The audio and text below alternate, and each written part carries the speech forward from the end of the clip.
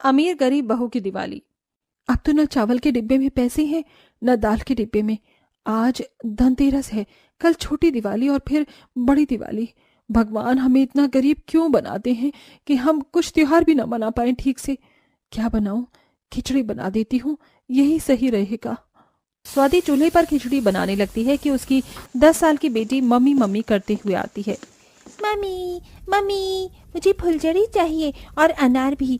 घर के बाहर बहुत सारे बच्चे आज से ही पटाखे जला रहे हैं, मुझे भी पैसे दो ना। नहीं आलिया, 2 दिन बाद दिवाली है, हम तभी पटाखे लेकर आएंगे और अभी मेरे पास पैसे नहीं है। मम्मी आप हमेशा ही यही बोलती हो। पिछली बार भी नए नए कपड़े नहीं पहनाए और पटाखे के नाम पर आपने एक अनार बम दिया था और मिठाई तो एक भी नहीं दी थी मुझे। इस बार अच्छे से दिवाली मनानी है, मुझे पटाखे भी चाहिए, अभी चाहिए, मतलब अभी चाहिए। आलिया, कितनी बार बोला है मुझसे जिद मत किया करो। वैसे ही घर में पैसे नहीं हैं और दिवाली मनाने की अलग टेंशन है। आप बहुत गंदी हो मम्मी, आप बहुत गंदी हो, आप मेरी कोई बात नहीं मानती हो। हे भगवान, ये मुझसे क्या हो गया? आलिया बेटा, मुझे माफ कर दे। गुस्से में स्वाति अपनी बेटी पर हाथ उठा देती है और आलिया कोने में बैठकर रोने लगती है। इतने में तेज आंधी चलती है तो उसके घर की छत थोड़ी सी टूट जाती है, जो कि घास वगैरह से बनी हुई थी। हे भगवान, वैसे ही घर में पैसे नहीं है, ऊपर से छत भी टूट गई। अब इसे भी ठीक करवाना पड़ेगा। सर पर दिवाली है, अपनी बेटी को पैसे दूं, घर ठीक कराऊं, राशन लाऊं या क्या करूं, कुछ समझ नहीं आ रहा। क्या हुआ भाग्यवान, तुम इतने परेशान क्यों हो? अरे ये कैसे टूट गई? इसी को देखकर तो मैं परेशान हो रही हूँ। अजी, आप कुछ पैसों का जुगाड़ कर पाए हैं क्या? राशन भी नहीं है, आलिया को पटाखे चाहिए और अब ये छत भी ठीक करानी पड़ेगी। कहाँ स्वाति, मैंने मालिक से पैसे मांगे, वो दे ही नहीं रहे हैं।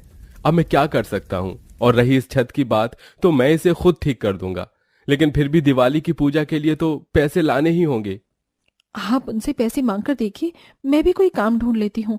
मैं हमारी बेटी को ऐसे परेशान होते हुए नहीं देख सकती। माफ कर दो भाग्यवान, मेरी वजह से तुम्हें और मेरी छोटी सी बेटी को परेशान होना पड़ रहा है। आलिया बेटे, रोते नहीं है, अपने पिताजी के पास आओ। पिताजी, मुझे पटाखे चाहिए, मम्मी मुझे बहुत डांटती है। अरे रो मत मेरी गुड़िया, मैं तुझे दिवाली के दिन पटाखे जरूर ला कर दूंगा। चलिए अब खाना खा लीजिए। फिर गरीब परिवार एक साथ बैठकर मजबूरी में खिचड़ी खाता है।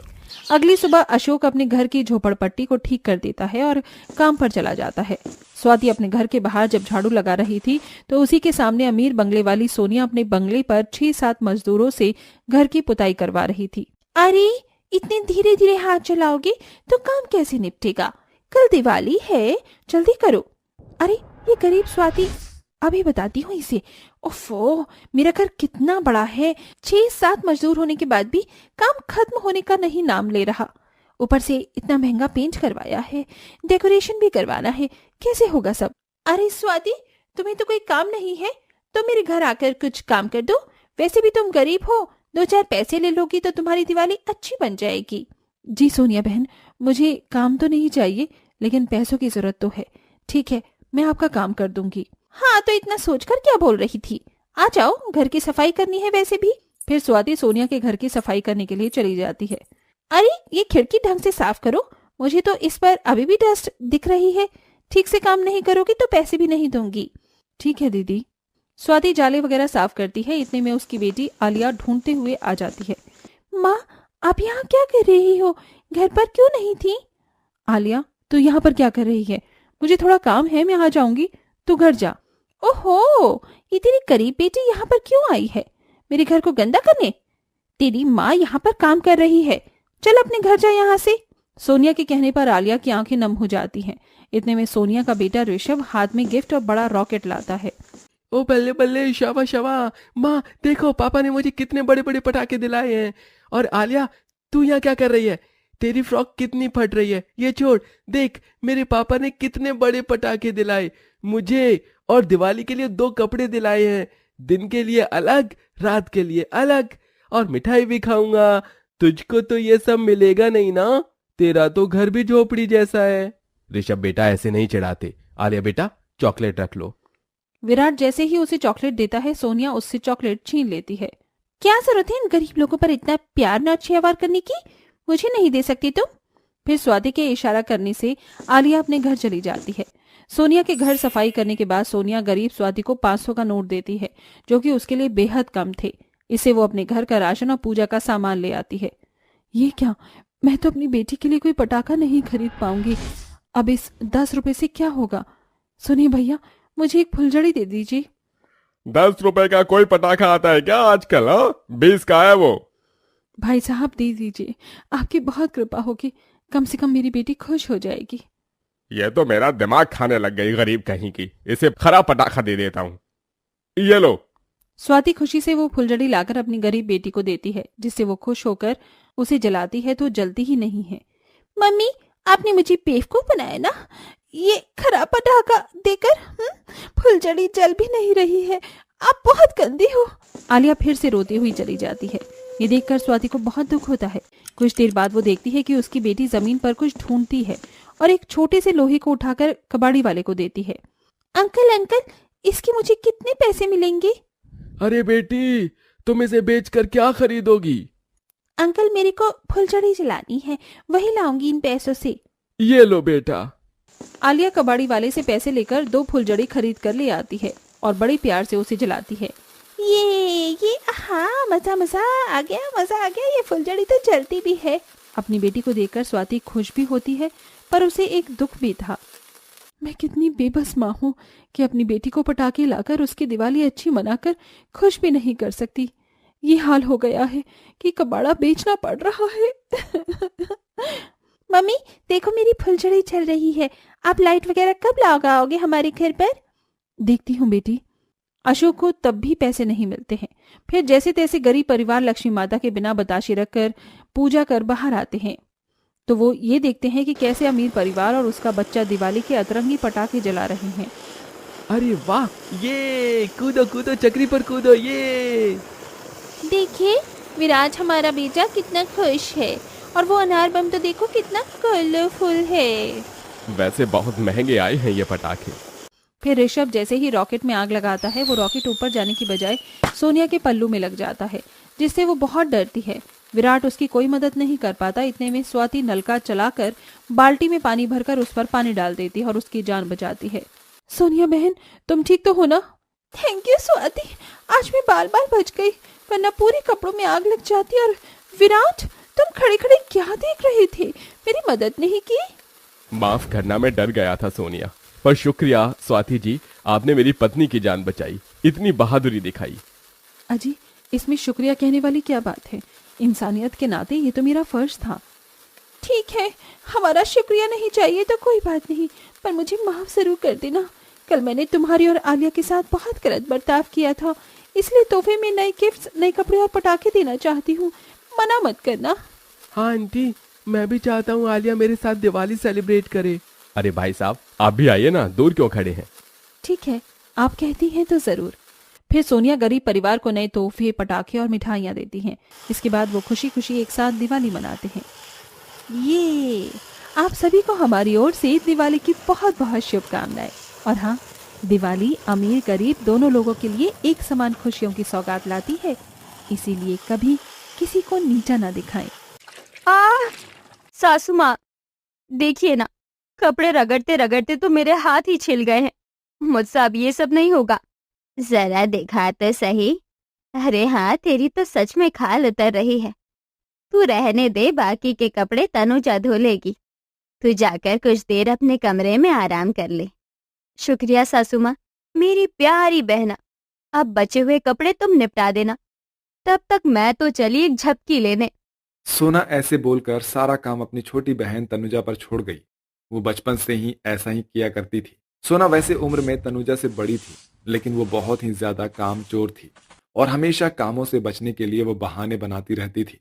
और किस्मत देखो, दोनों बहनों की शादी भी एक ही परिवार में 2 बेटों से हुई थी, जिसकी वजह से अपनी बहन का सहारा होने की वजह से सोना और भी कामचोर हो गई थी।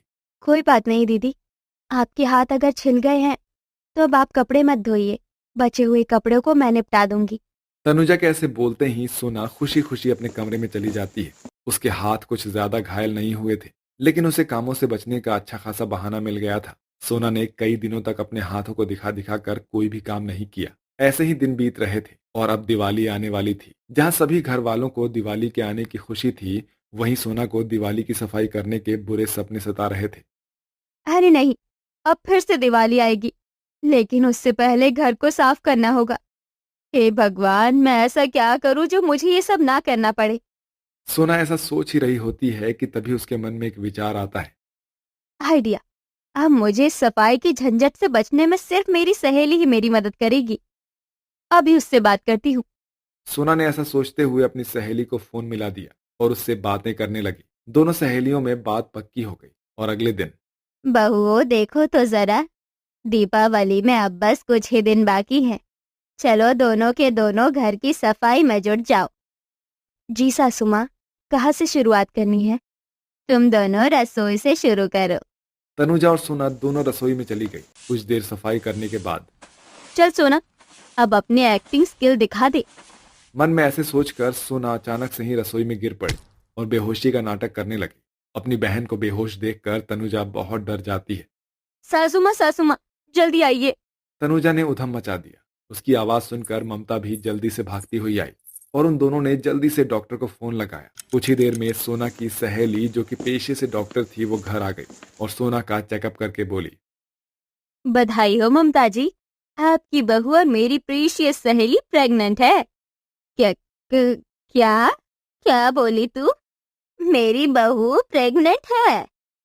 जी। सुना तूने? तनुजा, मैं दादी बनने वाली हूँ। अरे वाह। ममता ये खबर जानकर बहुत ही ज्यादा खुश हो गई। लेकिन ये सब तो दिवाली की सफाई से बचने के लिए सोना का एक बहाना था, जिसमें उसकी सहेली भी शामिल थी।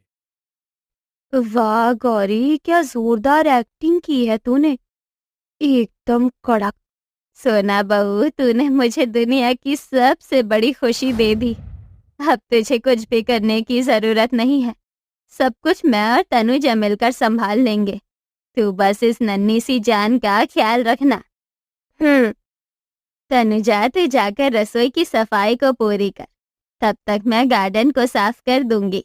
और सोना बेटा, तुझे अगर किसी भी चीज की जरूरत हो तो मुझे बेझिझक बोल देना। जी माँ। सोना का प्लान कामयाब हो चुका था। बेचारी तनुजा जाकर अकेले ही घर की पूरी सफाई में लग जाती है और सोना मजे से अपने कमरे में बैठी हुई किताबें पढ़ रही होती है। मेरा तो मन दही भल्ले खाने का हो रहा है। अभी इस जमुना को तंग करती हूँ। तनुजा, तनुजा। हाँ दीदी। तनुजा, मेरा मन दही भल्लों का हो रहा है। अच्छा, आप कुछ देर इंतजार कीजिए, मैं अभी बना कर लाती हूँ। बेचारी तनुजा को सफाई छोड़कर सोना की बातें माननी पड़ती है। इसी तरह से 2 दिन बीत जाते हैं। तनुजा ने रसोई से लेकर स्टोर रूम तक घर के एक एक कोने की सफाई कर दी थी। इस बीच उसे अपनी झूठी बहन की सेवा भी करनी पड़ रही थी, लेकिन सोना को अपनी बहन पर जरा भी तरस नहीं आता था।